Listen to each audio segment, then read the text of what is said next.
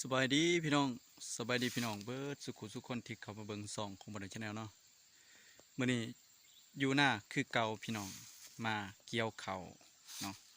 เกี่ยวเข่าแต่ว่าสภาพการหน้าเบาหน่อยนี่ก็จะประมาณนี้เนาะพี่น้องเนาะบางจุดบางหม่องมันก็เขามันก็สุกแล้วพี่น้องแต่ว่าบางจุดนี่ยังใบยังสีเขียวอยู่หน้าเบาหน่อยก็จะประมาณนี้เนาะพี่น้องเนาะนี่แหละคืออุดมสมบูรณ์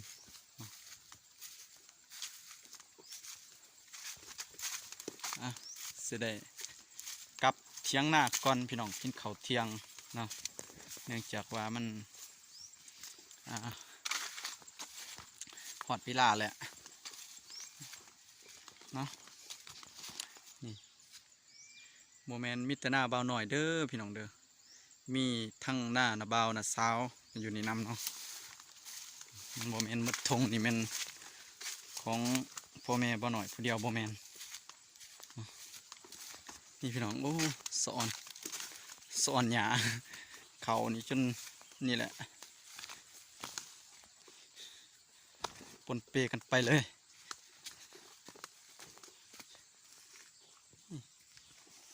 เขาความสุขพี่น้องเอ้ย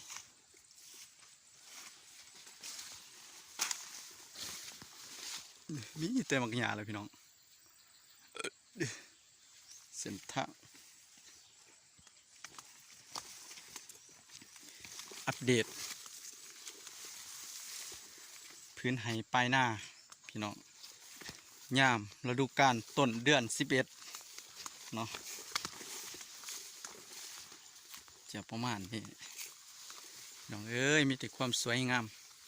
อยู่หน้าอยู่ป่าอยู่ดงนี่เถียงนาเบาไส้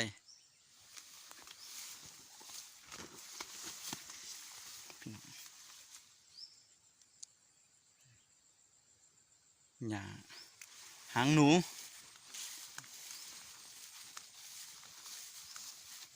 สาบลาบแบบนี้เขาอันนี้ก็ได้อันนี้สเกียวบ่ท่านเลยพี่น้องมันสุกหลายแหละ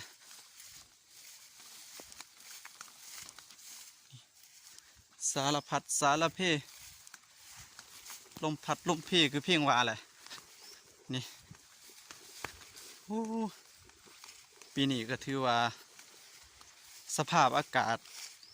อุดมสมบูรณ์ดีเนาะอันนี้ก็ต้นเดือนพฤศจิกแหละนำในหนาก็ยังมีหลายอยู่พี่น้องเอ้ยนี่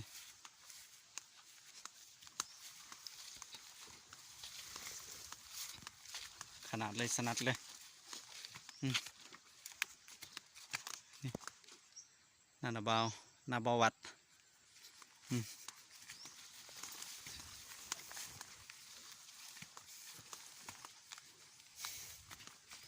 นี่แหละพี่น้องอยู่บ้านให้อยู่บ้านเฮาเนาะ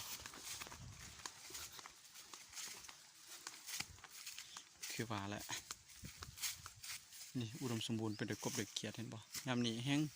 ปิ่งกบปิ่งเขียดนี่แซ่บขนาดเลยพี่น้องมันดียามนี้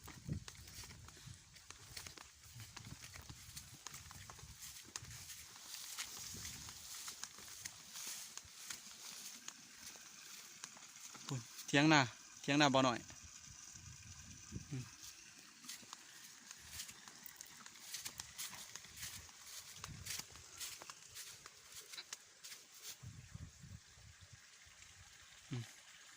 ก็ขอบอกขอบใจพี่น้องที่เขามาเบิ่งมาส้มเด้อแล้วก็ขอบใจสำหรับน้องชายผู้ที่อยู่ทางอันนั้นเมืองเวียดโอนค่าอาหารให้ในเมืองนี้100,000เนาะกาวาสิเฮ็ดก้อยแต่ตำเบิงเสลีย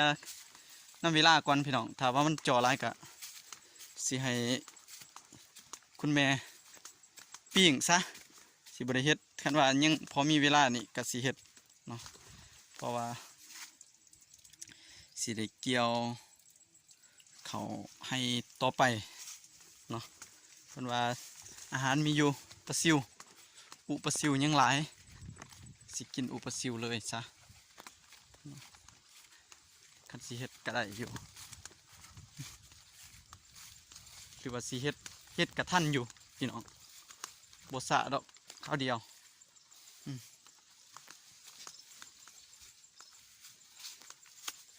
อะ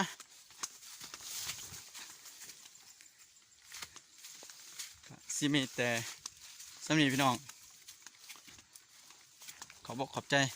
พี่น้องที่เขามาเบิงมาชมขอให้ลำลำรวยๆมาสุขุสุขคนเด้ออยู่ดีมีแห้งเจ็บอย่าได้ไข่ยามีมาหน่อยกับสิหอดเที่ยงหน้าเลยพี่น้องหอดเที่ยงหน้ากะสีเฮ็ดอาหารกันกินนี่แหละพี่น้องเอ้ยแต่ก่อนกะน่าจะเห็นเที่ยงหน้าบนเก่านี่อ้าวโอ้มาพิลึกแท้สมลนลายแต่ว่าหมักแป้นดีวะอะขอบอกขอบใจพี่น้องที่เขามาเบิงมัดสุขุสุขคนเด้อสิมีอีพีต่อไป